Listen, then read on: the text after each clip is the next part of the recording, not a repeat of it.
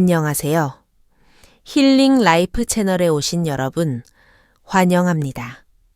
제 이름은 임수영, 올해 67입니다. 저는 평생을 서울 변두리 오래된 시장 골목에서 작은 잡화점 하나를 지키며 살아왔습니다.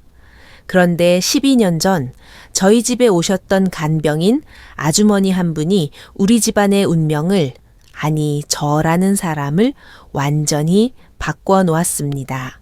그분은 저희 집에서 꼬박 12년을 일해주셨습니다. 조용하고 성실하게 묵묵히 제 곁을 지켜주셨지요.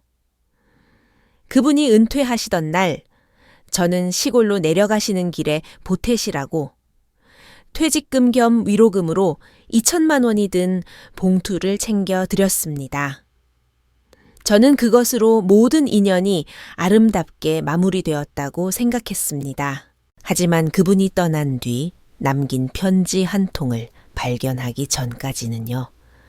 그것은 제 평생 잊지 못할 가슴 시린 편지였습니다.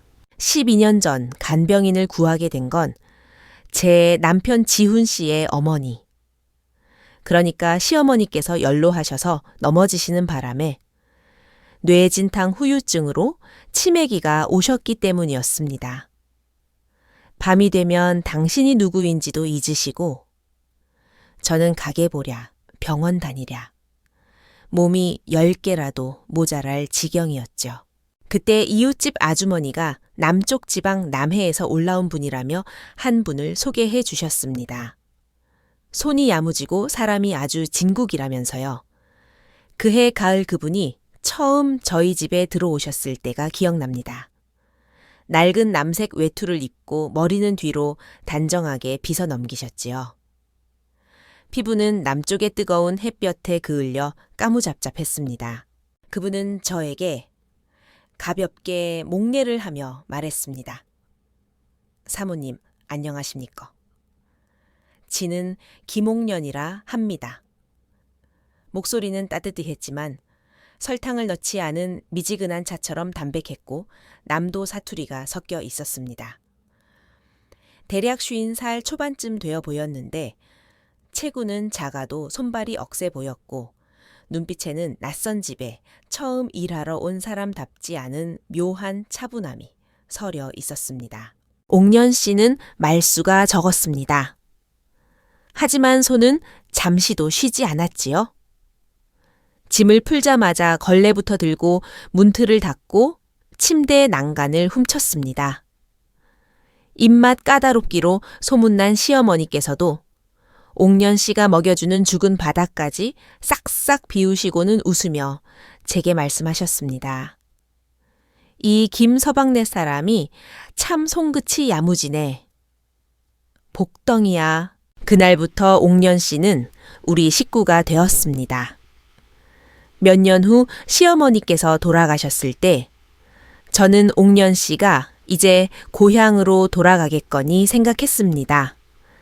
그런데 그분이 먼저 제게 말을 꺼내더군요. 사모님 혹시 아직 제 일손이 필요하시다면 지가 계속 남아서 돕고 싶습니다. 가게 일도 바쁘고 집안일도 거들 사람이 필요했기에 저는 고마운 마음으로 그러자고 했습니다. 8년 전 남편 지훈 씨가 62살 되던 해 갑자기 뇌졸중으로 쓰러졌습니다. 그날 저는 처음으로 제가 정말 늙어가고 있다는 걸 실감했습니다. 집안은 순식간에 정막강산으로 변했고 들리는 건 남편의 거친 숨소리와 휠체어 바퀴 굴러가는 소리뿐이었습니다. 옥년 씨는 주저함 없이 남편을 돌보는 일을 도맡았습니다. 매일 몸을 닦아주고 약을 먹이고 굳어가는 손발을 주물렀습니다. 새벽 4시 목이 말라 깼을 때 남편 방에 불이 켜져 있는 걸 여러 번 보았습니다.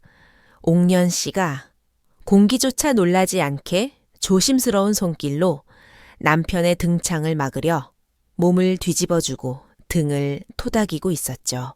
그렇게 12년 옥년 씨는 우리 집 그림자처럼 조용히 우리 삶의 구석구석을 지켜주었습니다. 그녀가 끓이는 국은 늘 슴슴하니 맛이 좋았고 빨래는 칼같이 개혀 있었으며 창틀에 먼지 한 톨 앉을 새가 없었습니다. 가끔은 궁금했습니다. 도대체 어떤 사람이기에 저렇게 깊은 우물처럼 고요할 수 있을까? 하지만 그녀는 자신의 이야기를 도통하지 않았습니다.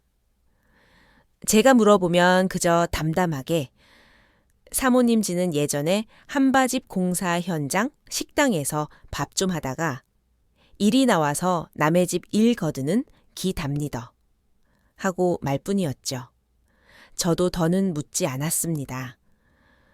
누구나 가슴속에 묻어둔 사연 하나쯤은 있는 법이니까요.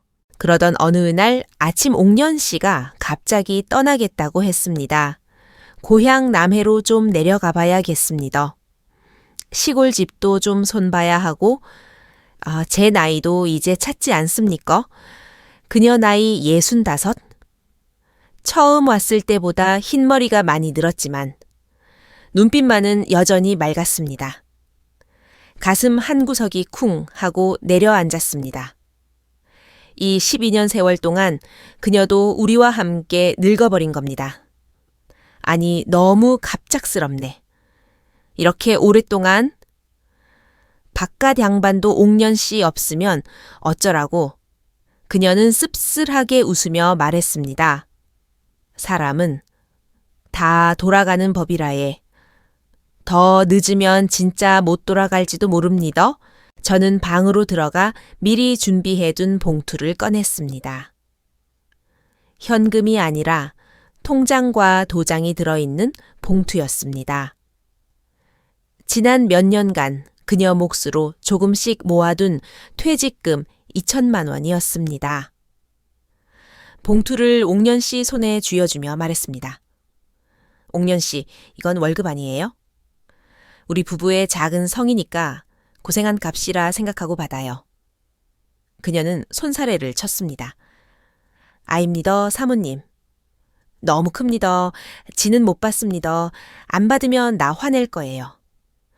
제가 짐짓 엄한 표정을 짓자 그녀는 붉은 봉투를 내려다보며 손끝을 가늘게 떨었습니다. 한참 뒤에야 아주 작은 목소리로 고맙습니다. 사모님. 하고는 혹여나 구겨질까 조심스럽게 안주머니 깊숙이 넣었습니다. 그녀의 짐은 언제든 떠날 준비가 된 나그네처럼 단촐했습니다.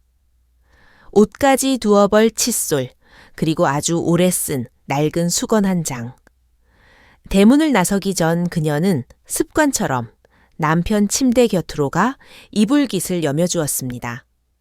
말이 어눌해진 남편은 간신히 움직이는 왼쪽 손을 들어 끄덕이며 작별 인사를 했습니다. 옥년 씨는 허리를 굽혀 남편 귓가에 무언가 속삭였습니다. 무슨 말인지 들리진 않았지만 남편이 순간 멍해지더니 눈빛이 흔들리는 걸 보았습니다. 골목 어귀까지 배웅을 나갔습니다. 그녀가 가던 길을 멈추고 뒤를 돌아보았습니다. 사모님 거실 서랍에 편지 한 통 넣어뒀습니다. 지 가고 나면 보시이소. 나한테 쓴 거예요? 하고 웃으며 묻자 그녀가 고개를 끄덕였습니다. 사모님, 혼자만 보이소. 잠시 뜸을 들이더니 덧붙였습니다. 할 말은 얼굴 안 보고 하는 게 덜 아픈 법이라에. 골목 끝 느티나무 쪽에서 참기름 냄새에 섞인 바람이 불어왔습니다. 그녀는 모자를 눌러쓰고 돌아섰습니다.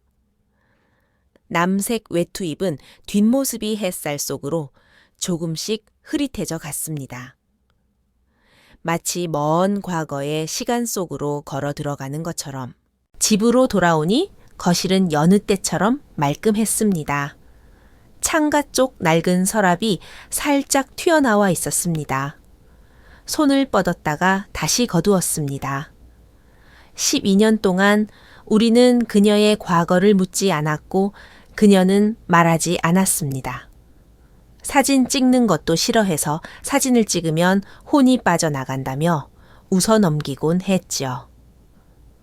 그땐 미신이라 웃었지만 이제야 알 것 같았습니다. 사진이 혼을 가두는 게 아니라 과거가 혼을 붙잡을까봐 그랬다는 걸. 결국 서랍을 열었습니다. 누런 서류 봉투 하나가 덩그러니 놓여 있었습니다. 반듯한 글씨로 임수영 여사님께 혼자만 보세요라고 적혀 있었죠. 심장이 쿵쿵거렸습니다. 도대체 무슨 말을 남기고 싶었던 걸까? 떨리는 손으로 편지를 뜯었습니다. 오래된 종이 냄새가 났습니다. 첫 문장이 가슴에 못이 박히듯 들어왔습니다. 수영 사모님, 이 편지를 보실 때쯤이면 저는 남해로 가는 기차 안에 있을 겁니다. 12년 동안 정말 감사했습니다. 사모님과 지훈 어르신 모두 저에게 과분할 만큼 잘해주셨습니다. 저는 평생 복이라고는 없는 년이라 생각했는데 두 분 만난 게 부처님이 주신 마지막 온기였나 봅니다. 원래는 무덤까지 가져가려 했던 이야기지만 지금이 아니면 영영 기회가 없을 것 같아 용기 내어 적습니다. 무덤까지라는 단어에 숨이 턱 막혔습니다. 15년 전 제 아들이 사모님 남편분께서 맡으셨던 그 공사 현장에서 사고로 죽었습니다. 저는 그 자리에서 얼어붙었습니다. 글씨는 반듯한데 내용은 둔탁한 칼날처럼 제 가슴을 천천히 도려내고 있었습니다. 그때 장마가 져서 땅이 많이 미끄러웠습니다. 제 아들은 하청업체에 일용직으로 들어간 지 며칠 안 됐을 때였지요. 그날 아침 아들이 전화를 해서는 엄마 점심에 고기 반찬 먹고 싶다고 했었는데 제가 월급 타면 해주겠다고 했거든요. 그런데 해 질 역해 사람이 안 돌아오고 전화가 왔습니다. 비계공사장 발판에서 떨어져서 그 길로 숨이 끊어졌다고요. 편지지 한쪽이 쭈글쭈글했습니다. 편지를 쓰며 흘린 눈물 자국 같았습니다. 손이 덜덜 떨려 의자에 주저앉았습니다. 15년 전? 그래요. 남편 지훈 씨가 한창 건설업 하청을 받아 일하던 시절이었습니다. 그 무렵 남편은 집에 거의 들어오지 못할 정도로 바빴죠. 도시락을 싸들고 현장에 갔다가 현장 소장이 막아서는 바람에 멀리서 남편 차만 보고 온 적이 있습니다. 남편은 서류 뭉치를 든 채 얼굴이 흑빛이 되어 있었죠. 나중에 신문에 조그맣게 단순 실족사라고 났고 합의금 물어주고 사건이 종결되었다고만 들었습니다. 편지는 계속되었습니다. 저는 사모님 남편분을 원망하지 않았습니다. 아니, 솔직히 말하면 처음엔 원망했습니다. 내 아들 죽게 만든 그 집 식구들은 어떻게 사나 보려고 들어왔습니다.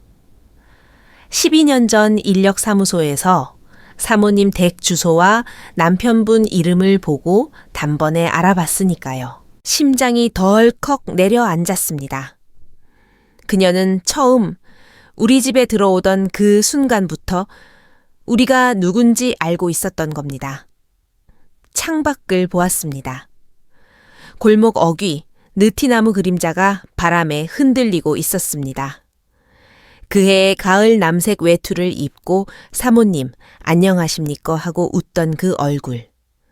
저는 그게 인연인 줄 알았는데 인연이 아니라 업보였던 겁니다. 처음엔 증오심으로 왔습니다. 그런데 시어머니께서 그렇게 늙고 병드신 모습을 보니 또 사모님이 시어머니를 지극정성으로 모시는 걸 보니 아, 이 집 사람들이 내가 생각한 악마는 아니구나 싶더군요. 그래서 지켜보기로 했습니다. 내 아들 목숨 앗아간 책임이 있는 사람이 자기 가족한테는 어떻게 하는지 남한테는 어떻게 하는지 실위년을 지켜보면서 사모님이 시어머니 모시고 쓰러진 남편 때문에 가슴 앓는 걸 보면서 그리고 저 같은 남한테도 진심으로 대해주시는 걸 보면서 제 마음속 응어리가 조금씩 녹아내렸습니다. 여기까지 읽는데 눈물이 왈칵 쏟아졌습니다. 지난 세월 시어머니 등을 닦아주고 남편 밥을 먹여주던 그 손길. 불평 한마디 없던 그 모습이 단순한 성실함이 아니었습니다. 그것은 12년이라는 긴 시간 동안 증오를 태워 없애며 만들어낸 고통스러운 용서의 과정이었던 겁니다. 사모님 남편분은 나쁜 사람이 아닙니다. 진짜 잘못은 그분께 있는 게 아닐지도 모릅니다. 나중에 풍문으로 들으니 그때 비계 설치할 때 자재가 싼 걸로 바퀴치기 당했다는 말이 돌더군요. 그것 때문에 제 아들이 밟은 발판이 무너진 거라고. 증거는 없어서 함부로 말은 못하지만 사모님, 고맙습니다. 사모님 덕분에 세상에 아직 따뜻한 사람이 있다는 걸 믿게 되었습니다. 저는 평생 용서 못할 줄 알았는데 사모님네 식구들 보면서 하늘에 있는 제 아들도 이제 엄마가 짐을 내려놓길 바랄 거라 생각했습니다. 지훈 어르신 너무 미워하지 마세요. 지난 8년의 병환으로 어쩌면 죗값을 다 치르신 건지도 모릅니다. 저는 이제 집에 갑니다. 혹시나 남해 쪽 오실 일 있으면 마을 어귀 용안나무 아래 파란 지붕집이 제 집입니다. 편지는 이름도 없이 끝났습니다. 하지만 매일 부엌에서 장볼 목록을 적어주던 그 익숙한 글씨체. 저는 편지를 내려놓고 한참을 울었습니다. 거실 탁자 위로 햇살이 따뜻하게 비추는데 남편 방에서 긴 한숨 소리가 들려왔습니다. 돌아보니 남편이 방문을 열고 휠체어에 앉아 현관 쪽을 멍하니 바라보고 있었습니다. 입과 근육이 미세하게 떨리고 있었습니다. 말은 못해도 알 수 있었습니다. 우린 운명이라는 게 참 얄궂게도 돌고 돌아 결국 제자리를 찾아온다는 것을 뼈저리게 느끼고 있었습니다. 다음 날 아침 저는 먼지 쌓인 옛날 앨범을 다 뒤졌습니다. 남편이 뇌졸중으로 쓰러지기 전 공사 현장마다 찍어둔 사진들이었습니다. 한참을 뒤지다 현장, 개공식, 착공식, 단체 사진을 찾아냈습니다. 남편과 인부들이 웃고 있는 사진 구석의 까무잡잡한 피부에 눈웃음이 옥년 씨와 쏙 빼닮은 앳된 청년 하나가 보였습니다. 사진 뒤에는 연필로 흐릿하게 상호라는 이름이 적혀 있었습니다. 눈을 감으니 15년 전 그 지독했던 장마 빗소리가 다시 들리는 것 같았습니다. 오후에 저는 편지를 들고 남편의 옛 동료였던 박 반장님을 찾아갔습니다. 지금은 작은 철물점을 하고 계신 분이죠. 아무 말 없이 편지를 내밀었습니다. 그분은 편지를 다 읽고는 담배를 한 대 무시더니 길게 연기를 내뿜었습니다. 에휴, 언젠가는 터질 줄 알았지. 그가 저를 보며 말했습니다. 형수님, 지훈 형님, 그때 사실 억울했습니다. 위에서는 공기 맞추라고 날리고 벌금 문다고 협박하고. 근데 그때 들어온 비계 파이프가 원래 쓰기로 한 국산 정품이 아니었어요.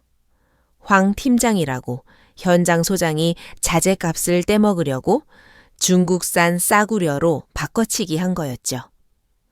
겉에 페인트 칠을 해놔서 얼핏 보면 모릅니다. 지훈 형님이 나중에 알고 당장 멈추라고 나타했는데 황 소장이 본사 도장 찍힌 서류 들이밀면서 이미 결제 났다고 우겼어요. 인부들 그냥 올리라고? 가슴이 철렁했습니다. 그 서류가 가짜였나요? 박 반장님은 고개를 저었습니다. 나중에 알고 보니 사본이었고 도장도 위조였지요. 근데 당장 공사 멈추면 위약금이 어마어마하니까 형님이 거기서 주춤한 거예요. 그 황 소장놈은요, 사고 터지자마자 도망갔습니다. 들리는 소문으론 몇 년 뒤에 다른 현장에서 크레인 줄 끊어져서 즉사했다더군요. 천벌 받은 거죠. 철물점을 나와 걷는데 보슬비가 내리기 시작했습니다. 우산 위로 떨어지는 빗소리가 15년 전 그날의 빗소리처럼 제 가슴을 때렸습니다. 그 비는 멈춘 적이 없었던 겁니다. 장소만 바뀌어 우리 모두의 마음속에 내리고 있었을 뿐. 옥년 씨가 떠난 지 일주일째 서울 하늘은 여전히 흐렸습니다. 부엌 냉장고에는 그녀가 떠나기 전 해놓고 간 메추리알 장조림이 그대로 있었습니다. 뚜껑을 열면 훅 끼쳐오는 간장 냄새에 눈시울이 붉어져 도저히 버릴 수가 없었습니다. 저녁 무렵 딸 지은이와 사위 민석 서방, 그리고 중학교 2학년인 손자 준우가 들어왔습니다. 할머니, 저 오늘 수학 92점 맞았어요. 준우가 들어오자마자 자랑을 늘어놓았습니다.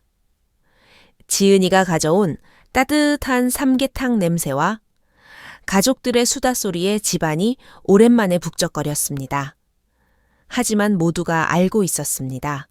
한 사람이 비어 있다는 걸. 밥을 먹던 지은이가 조심스레 물었습니다. 엄마, 옥년 이모 진짜 완전히 내려가신 거야. 다시 안 오신데 저는 숟가락을 내려놓고 옥년 씨가 남긴 편지 이야기를 꺼냈습니다.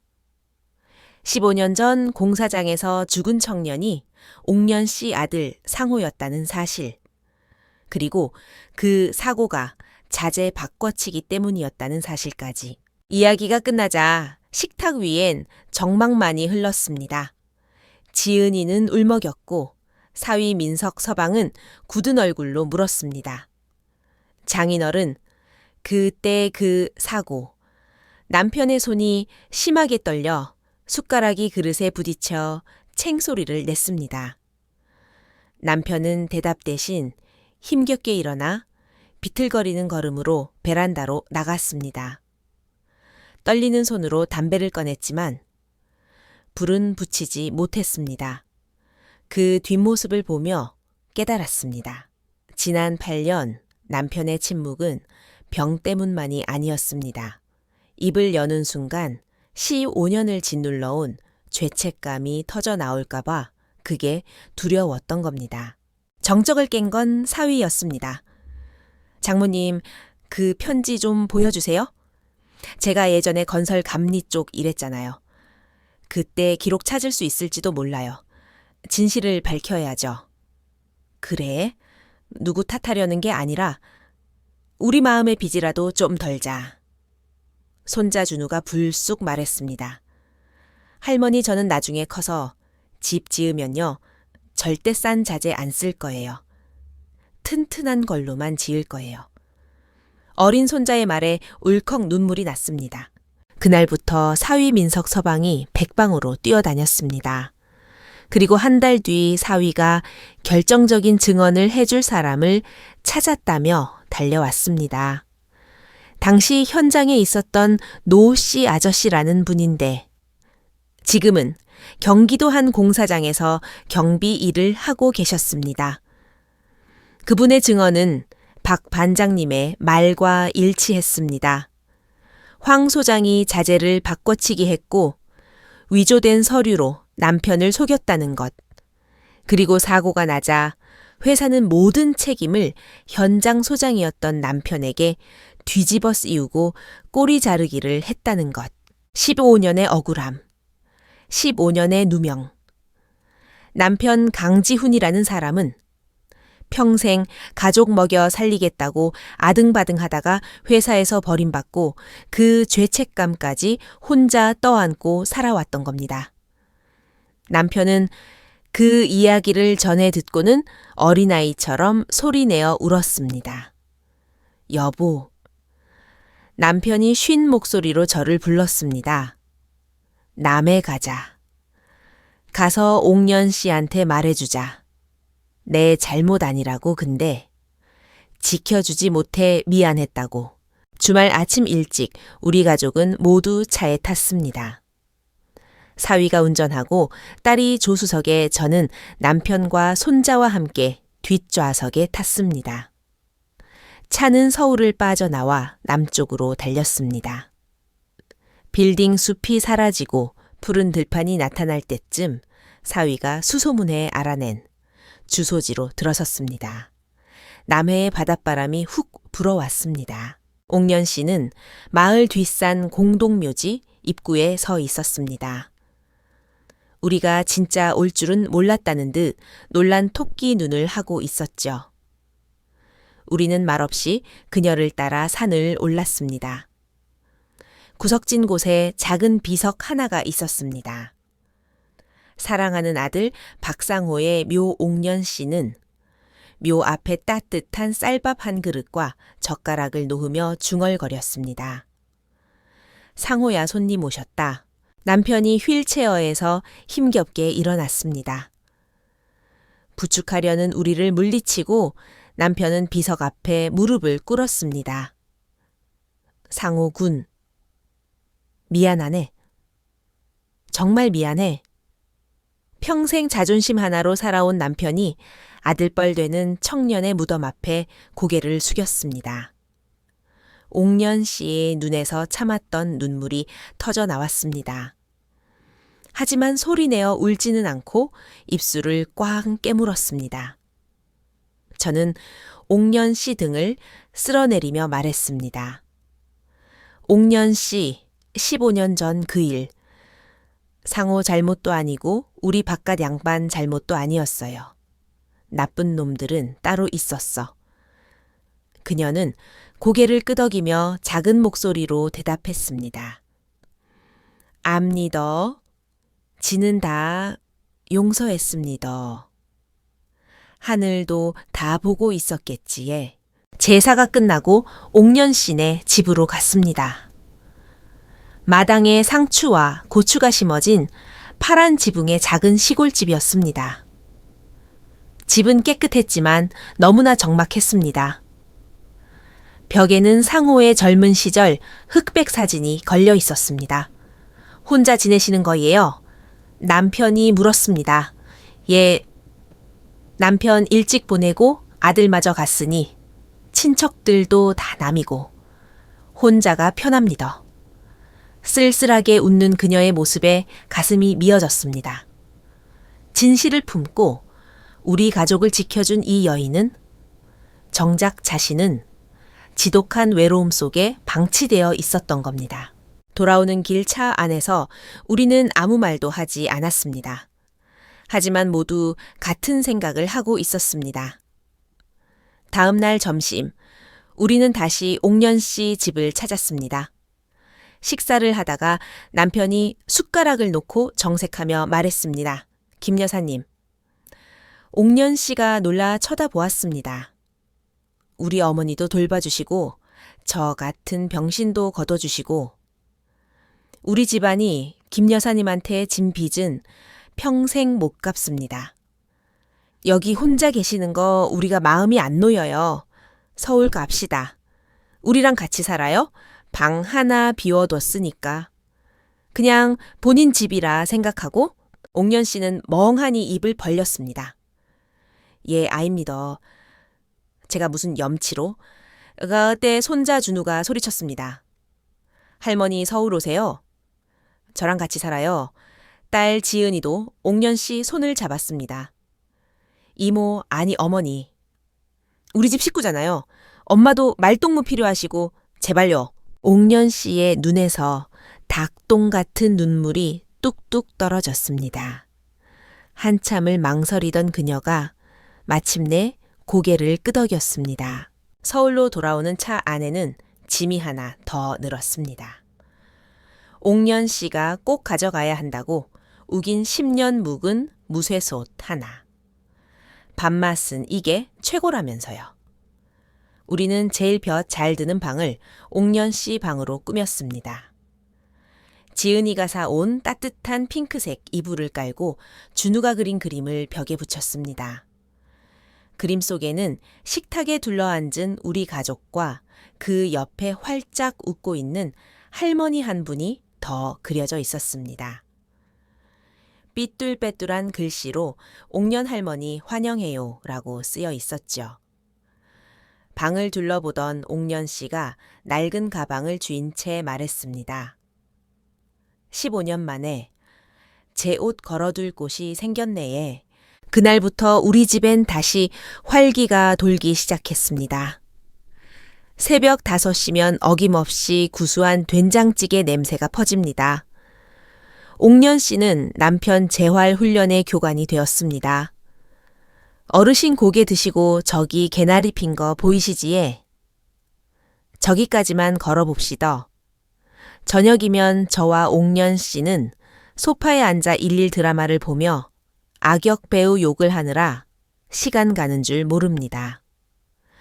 저 썩을 놈 천벌 받을 놈 하면서요. 어느 날 저녁 비 온 뒤 갠 하늘을 보며 베란다에 앉아 있는데 제가 물었습니다. 옥년 씨 후회 안 해요. 그때 우리 집에 들어온 거. 그녀는 먼 산을 바라보며 담담하게 말했습니다. 후회 안 합니다. 인연이라는 게 참 억지로 피한다고 피해지는 게 아니더라고요. 피하면 가시가 되어 찌르는데 받아들이면 복이 되어 돌아오는 기라에. 며칠 전 준우가 학교에서 상장을 받아와서는 옥년 씨 품에 안기며 자랑을 했습니다.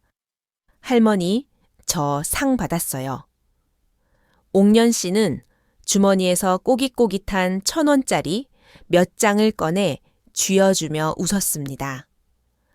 아이고, 내 강아지 장하다 가서 아이스크림 사 묵어라. 그 모습을 보며 남편이 제 손을 잡고 속삭였습니다. 수영아. 착한 사람은 진짜 복을 받나 보다. 오늘 아침 창문을 여니 봄바람이 불어옵니다. 벽에 걸린 새로운 가족 사진 속에서 옥년 씨는 우리 식구들 한가운데 서서 누구보다 환하게 웃고 있습니다. 저는 사진을 쓰다듬으며 마음속으로 말했습니다. 하늘에 있는 상호야 고맙다. 네 어머니 우리가 남은 평생 잘 모실게. 이 이야기는 여기까지입니다. 비극적인 사고로 시작된 악연이 15년이라는 세월을 돌아 결국 가장 아름다운 용서와 가족애로 완성되었습니다. 여러분은 어떻게 생각하시나요?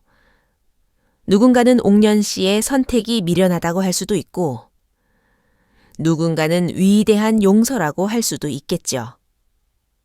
하지만 분명한 건 용서는 남을 위해서가 아니라 결국 나 자신을 위해 하는 것이라는 점입니다. 여러분의 삶에도 풀리지 않는 매듭이 있나요? 그렇다면 댓글로 여러분의 이야기를 들려주세요. 구독과 좋아요, 알림 설정은 더 따뜻한 이야기를 만드는데 큰 힘이 됩니다. 지금까지 임수영이었습니다. 감사합니다.